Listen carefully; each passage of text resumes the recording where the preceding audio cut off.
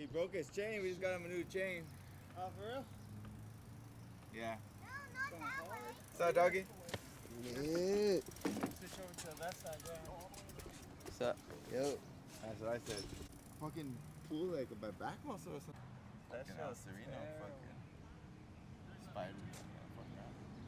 Oh, yeah, no, Lincoln Heights.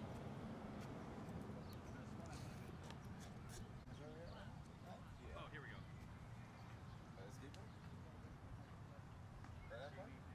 I don't know what I wanted to put, but like something stupid, like fucking What do you mean? not busy doing nothing, but something like busy doing nothing, but like you know, like honestly, like something like that. Like there's other sayings that I want to fucking fuck with and shit, but the Familiar brand does have a strong fan base. Like, you know, like I think a lot of people relate Familiar brand and Jibaholic like kind of to me.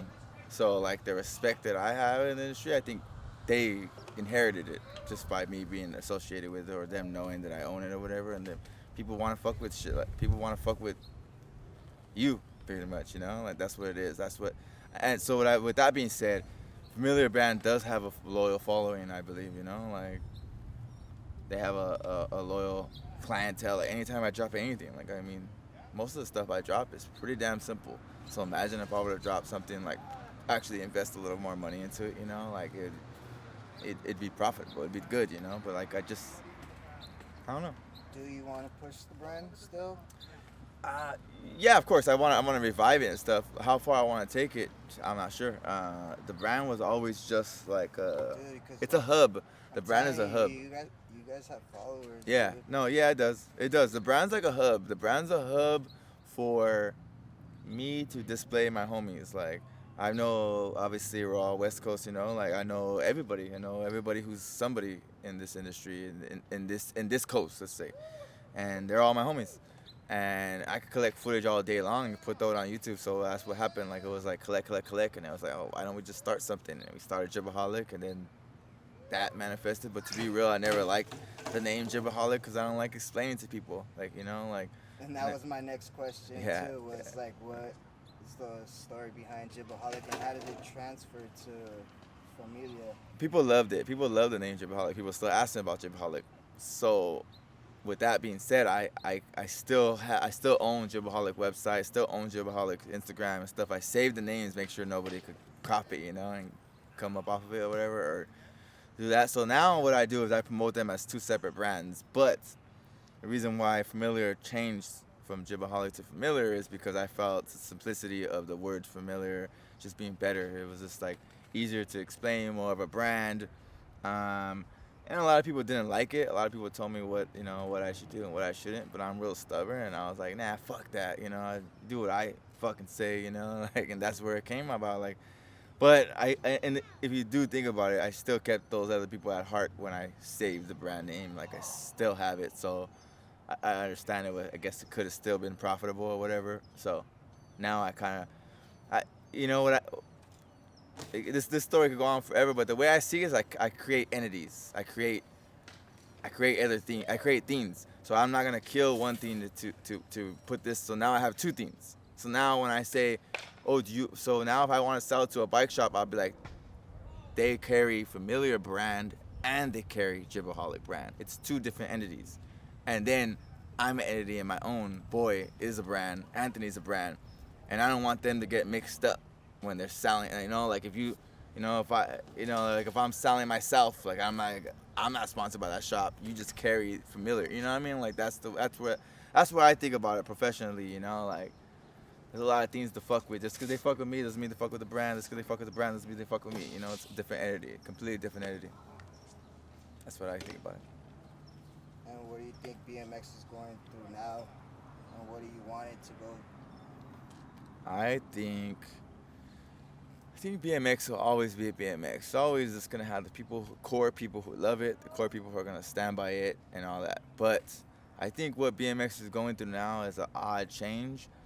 I don't really like it. I think the wheelie kids are taking over or have took over. It's a little dying out now if you think about it.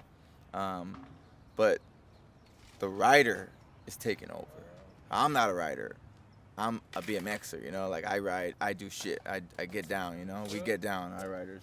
Hey, how are you, man? How you doing? Oh, good. yeah, we get down, you know. So I don't know. I don't. There's a whole subject with the wheelier kids and stuff like that. I don't really care for the wheelie kids because the wheelie kids, like, they're not like me. They wouldn't probably last as long as me in BMX. Like, in my opinion, if I were to push my son to be a wheelie kid, I wouldn't expect his life expectancy on a bike to be as long as a BMXer's. Because how long are they gonna fucking ride around, or how long are you gonna keep that joy of riding? You know, like just riding from destination to destination. So I don't really like that because I feel like it does bring temporary relief to bike shops, but it's not gonna bring longevity relief to bike shops. And I think BMX brings longevity, friends, and all that stuff. Because what does a wheelie kid, what do they really do on those rides? They go ride to a TBS and get drinks. What are we teaching kids? To drink lick 40s in an alley? Like, there's like a whole other thing I see as a parent now as well. Like, my eyes are different too, and just anybody can see if they really want to open their fucking eyes. Just open your eyes and pay attention to what's going on. And everybody has those friends when we're young and 16, 17. All like what takes you out? A car or a girlfriend? Now I can imagine if you're not a BMXer and you're just riding around, a car or a girlfriend would take you out this industry a lot faster now because you don't have that same type of grasp or love for it as BMXer would. A wheeler can't, there's only so much love you can put into it, like riding, you only ride destinations. You don't go through that heartache of not landing the trick and then finally landing it and being like, like preservation or whatever you want to call it, like you don't go through that with that, so I think that's the hiccup in our industry right now. And as soon as that 29-inch phase goes out the way and whatnot, like I said, I'm just telling you the truth because I don't have no way to profit off of it. You ask somebody who fucking owns a bike shop or something, they'll tell you the complete opposite. Oh, they'll have all the arguments in the world because they're profiting off of it, and it's different. It's different. They're gonna give you a different opinion. They're gonna give you the governed opinion, like. But yeah, my opinion is they're the problem. They're the cancer in it, and until we cure that cancer, it'll continue to kind of like slowly die. But no matter what, you're always gonna have those people who give it the heartbeat, And going back to your injury, and I'm sorry to bring this up because you already explained it, but how did that make you appreciate BMX? Injury, yeah. This injury was fucking the ACL meniscus replacement. Actually, meniscus was actually it's not replaced. You can't replace it. All they did was take off the extra skin that tore off and made me get my joint back or whatever. But the meniscus, I have a cadaver in it, and that injury was just really bad. It made me slow down and smell the air. Like,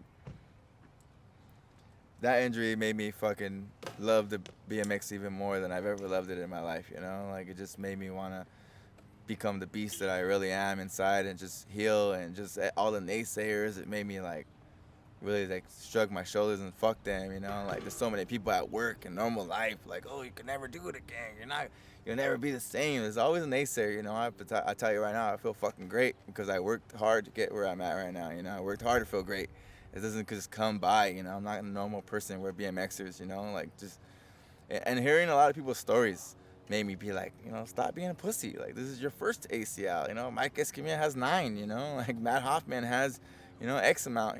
So it's like, look to your own industry to be inspired. You'd be surprised how many people like get over this hiccup and are riding like top notch, way better than I ever will. In this industry. So it's like, that's inspiring. Other people's stories, other people's recoveries and whatnot. Truly inspiring. What was your rehab like? What was your exercises? Did you have to do any specific things every day or anything like that? Definitely riding the crackhead bike, like the 10-speed, ish bike with the gears and whatnot. A reason why I rock with the gears is just in case I go up an uphill, I don't want to over exaggerate it. I'm talking about when you first injure it, your knee would be shaking if you're riding it, But I hardly ever use those gears. I just rode it on the top gear the whole time and you're supposed to work out the muscles surrounding the knee. So that's what I did. That was my recovery. Going to PT, completing PT, and then continuing PT afterwards at home and whatnot, just learning what's gonna help me and what's not. And to be fair, not holding back. Like, everybody will tell you. Everybody and their mama will say like, hey, probably shouldn't be doing this. You probably shouldn't be doing that. Well, you probably never had an injury in your fucking life, so you don't even know what the hell you're talking about. You know, why am I gonna listen to the blind give me directions? You know, I'm not. It's not gonna happen. So I just pushed through it. Like anything, like my mind was kind of telling me, like stairs, I would welcome stairs. Let me walk up. Let me do a fully extended push off of these stairs. You know, and walking up them as proper as I could. So everything is a workout. You know, everything was getting me closer to on my bike. That I would take it. You know, anything that could get me closer to my bike, I'm taking it. You know, like vacations, I still went on vacations. I'm in water, went on rocks and stuff. You know, like just stop being a pussy. You know. And that's the main thing, you know. Just the main goal is just to get back on your bike and not to get back on your bike and ride around. You know, we're beasts, we're BMXers. You know, we're gonna fall off. We're gonna do this. So it takes an intense fucking workout, an intense mindset to get back into it. You know, and to want to do it or to have no fear. And I'm not saying I don't have fear when I fall. I fall and look around like, is it good? Yeah, it's good. Okay, let's go again. You know, so it's like, it's all part of the process. It's just facing it, I guess, you know. What would you tell somebody that is coming back from an injury and going through what you went through? Man, just get over the hill. You know what's in front of you. Don't deny it. Don't deny that you have an injury. Don't listen to anybody. You need that surgery. Don't listen to your heart, you know. Like I said, we're beasts. We're BMXers, dog. We do this shit all the time. We get hurt all the time, but now we got hurt even more so than we ever would thought.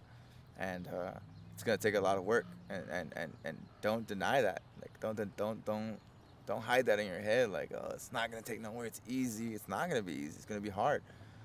And be the beast that you are and fucking push through it. You know, like that's really what it's about. It's just, you're obviously a BMXer, dog. Like you're a beast. Like, if in case you didn't know this, you're a beast. You know, you go out every day, you sweat.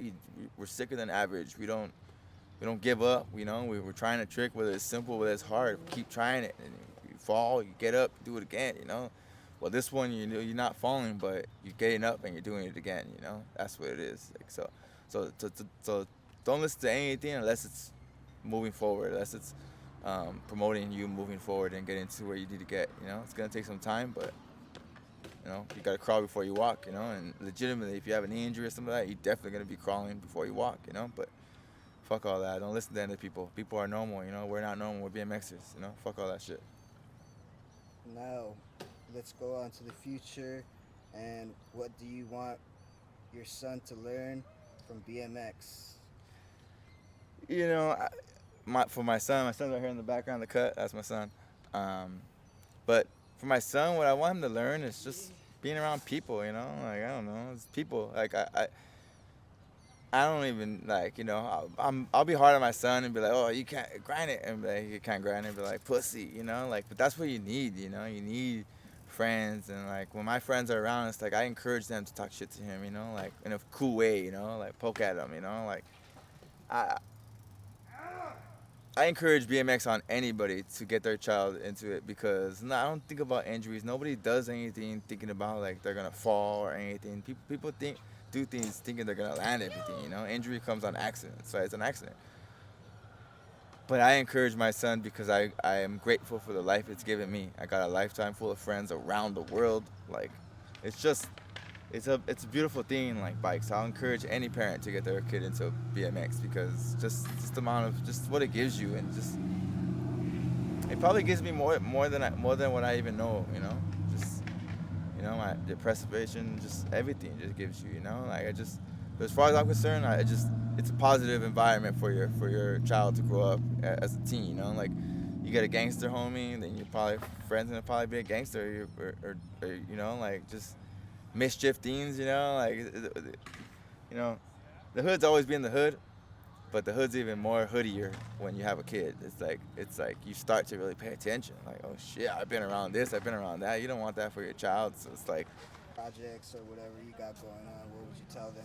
that I got no projects going on. I'm just taking it slow. I feel great. I feel like a beast. I feel like I I feel like the day before I got injured, you know? Like, I feel like I'm ready to go and do anything I like. So until I see the opportunity, I'll take it. But for the most part, I'll just be on Instagram throwing away scrap clips, me and my son just riding around, having fun, enjoying it, getting back into it. And, you know, with Familiar or with Jibaholic, I'm sure that we'll release some type of video and stuff. You know, I'm out here now, you know, I'll be collecting footage every now and then on my GoPro or whatever, and I'm sure something will turn into nothing just like before. We never really actually filmed for anything, it just happened, you know?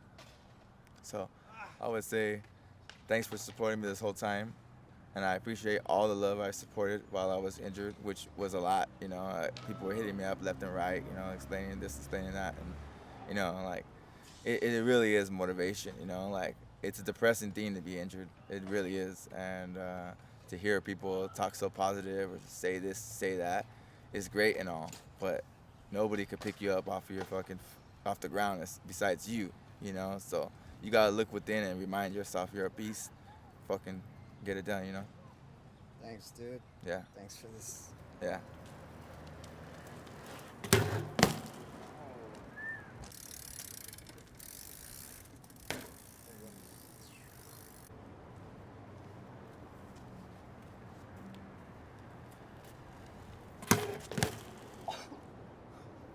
That works. That was pretty damn stuff.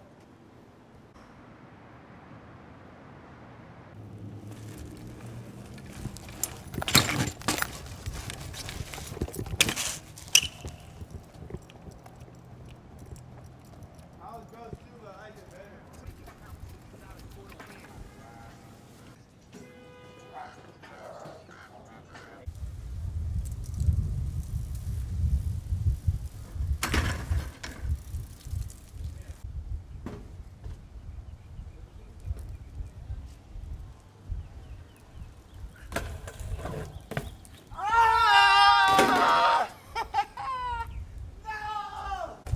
By the time when I hit the Smith, there's nothing there.